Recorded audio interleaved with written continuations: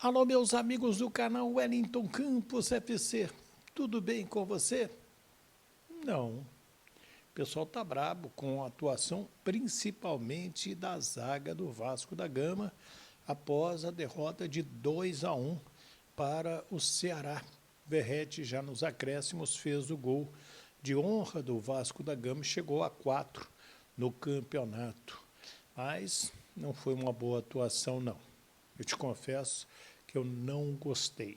E você? Os grupos de vascaínos estão pipocando aí, dizendo que o time é fraco, tem que tirar o Fábio Carille, que o João Vitor e também o Lucas Freitas entregaram o ouro ali atrás. Teve gente criticando também o Léo Jardim. E você, né? Então vamos lá. Eu peço antes para você se inscrever no nosso canal Wellington Campos FC. Paga nada não. Dá aquele joinha para fortalecer o nosso trabalho, porque é a nossa missão aqui. E vamos trazer, então, o técnico vascaíno, o Fábio Carille. Quais são as explicações? Confere aí. Queria que você fizesse uma análise do jogo, da atuação do Vasco, e que você dissesse o que mais te incomodou na atuação do Vasco. Foi a defesa, o mole na defesa no primeiro gol, foram os espaços deixados na linha da defesa com o meio de campo. O que te incomodou mais nessa atuação do Vasco? Boa noite. O que mais me incomodou foi a postura do nosso time, né? A gente tem que saber onde nós estamos e respeitar onde nós estamos. Uma postura muito ruim. Melhoramos um pouquinho no segundo tempo, mas o primeiro tempo principalmente, uma postura muito ruim, um jogo lento.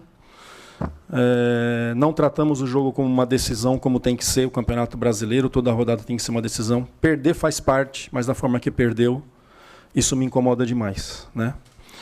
Então, repetindo, um pouquinho que a gente melhorou, pouquinho, não melhoramos muito também não, já fez um segundo tempo melhor, mas o primeiro tempo me incomodou demais a postura, e repetindo, o nosso respeito por essa agremiação, por essa equipe, ela tem que ser muito maior, a gente tem que fazer mais dentro de campo. Carille, aqui, Pedro Pinheiro da Band, boa noite. Você tinha um planejamento ali para começar o seu segundo tempo, você fez 3 alterações. O Payet saindo lesionado, isso também mudou um pouco a trajetória que você queria que sua equipe fizesse no segundo tempo? Sim, é um meia, aí a gente resolveu, o Alex é um meia atacante, né, não é um meia armador.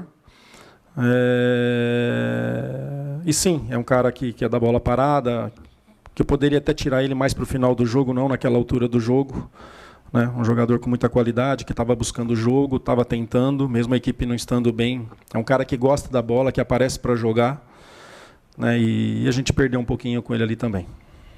Carille aqui, boa noite. Luiz Eduardo Gomes para o TVC Esporte Clube. Eu queria que você falasse um pouco o que alterou na tua mecânica de jogo, por exemplo, pensando na ausência principalmente do Felipe Coutinho, daquilo que você pensava para a partida e tendo o desfalque dele importante, e sobre o próprio enfrentamento com o Ceará. Se te surpreendeu a postura da equipe alvinegra em algum momento, se você já esperava esse jogo de transição, focando nas bolas, nas conexões diretas, né, com o Pedro Raul, era realmente isso que você esperava? Ou se em algum momento da partida você acha que foi surpreendido, tanto é que aconteceram as mudanças no segundo tempo? Não, surpresa não teve. A mesma ideia do Léo Condé, que está desde o ano passado no trabalho. Eu enfrentei pelo Santos o Ceará o ano passado. Era o Saulo que jogava como atacante, diferente do Pedro. O Pedro é mais de retenção, o Saulo é de mais de velocidade. Acompanho o Saulo desde o Japão. Não fomos surpreendidos, não. É um time bem treinado, que jogo de lado e muito cruzamento, buscando seus atacantes, né? A gente nos preparou para isso. Mas em relação ao Coutinho, eu nem sei se o Coutinho tivesse em jogo hoje seria legal, porque a nossa saída ela foi muito ruim, foi muito lenta, facilitou para quem estava marcando, né? A gente precisa acelerar mais o jogo atrás para que as movimentações na frente sejam melhores e nossos meias, nossos atacantes consigam receber em condições melhor. Então o nosso jogo foi muito lento, muito lento. O Ceará deixando nossos zagueiros com a bola e a gente fazendo um jogo muito para trás, né? Meia apareceu, tem que jogar. No meia não vai aparecer livre toda hora, tem que fazer esses caras jogarem. E a gente ficou com esse jogo para o lado, jogo para o Léo, muito fazendo o nosso goleiro jogar muito, sendo que tinha situações para fazer para frente. Aqui, Fábio, boa noite. André Carvalho, da FM Conexão 70, certo?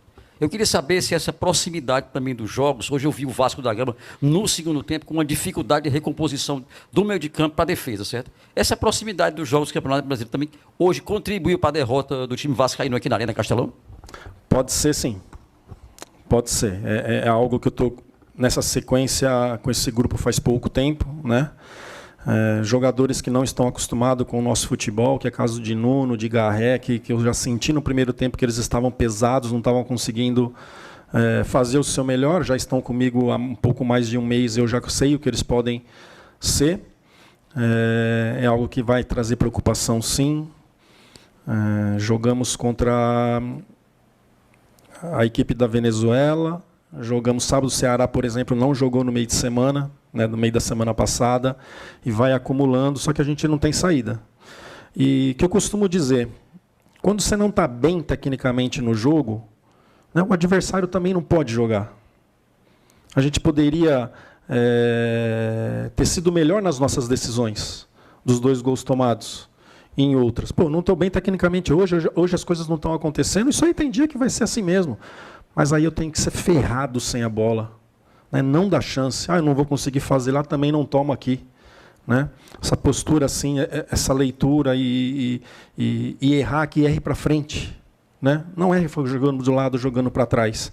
Me incomodou demais. Foi chamada a atenção no intervalo, foi chamada a atenção no final agora.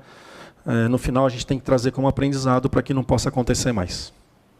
Professor, o Alisson, para a TV Editora Dinâmica. O professor falava um pouquinho sobre essa lateralidade do jogo do Ceará e profundidade. Um jogo de muitos cruzamentos, um jogo de muito 2 contra 1. E os seus pontas sofreram um pouco por essa questão da recomposição.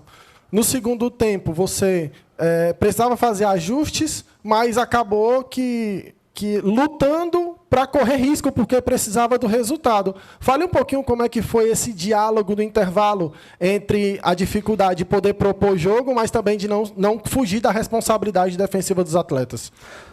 Olha, para ser sincero, eu falei muito pouco da parte tática, e sim falei da postura.